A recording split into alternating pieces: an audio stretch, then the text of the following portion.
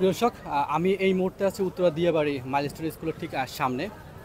গতকাল দুপুরে যে মর্মান্তিক বিমান দুর্ঘটনা হয়েছিল মাইলস্টোন স্কুলের ক্যাম্পাসে, যেখানে অনেক শিক্ষার্থী নিহত এবং অনেক শিক্ষার্থী আহত হয়েছিলেন। প্রিয় দর্শক, আমার সাথে একজন শিক্ষার্থী আছেন এই মুহূর্তে, যিনি তখন ওই ভবনে ছিলেন। আমি তার কাছে একটু জানার চেষ্টা করবো সে সময় আসলে ঘটনাটা কী ঘটেছিল এবং পরিস্থিতি আসলে কেমন ছিল। কালকে একেবারে ছুটির সময় 10 মিনিট পর ছুটি হবে। আমরা একটু ওই পাশে ছিলাম, হঠাৎ করে একটা শব্দ হইলো। শব্দ হওয়ার পরে আমরা যখন যাই, ওখানে গিয়ে দেখি একেবারে মানে অনেক খারাপ অবস্থা, মানুষ লাশ পড়ে আছে এখানে ওখানে, মানে খুবই মর্মান্তিক একটা ঘটনা। আমরা তখন ওখানে আগুন জ্বলতেছিল, ছোট বাচ্চারা তারা ছটফট করতেছিল।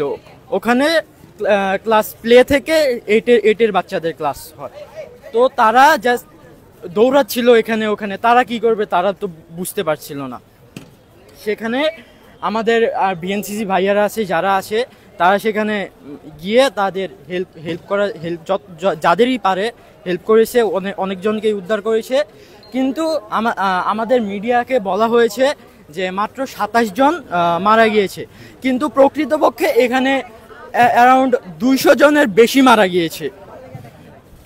এটা তো মিডিয়া থেকে কাম্য নয়। তাদের বলা উচিত যেটা আসল ছিল ওটা বলা উচিত। এটা তো আমরা চাচ্ছি না যে তারা আমাদের ফেক নিউজ বলুক।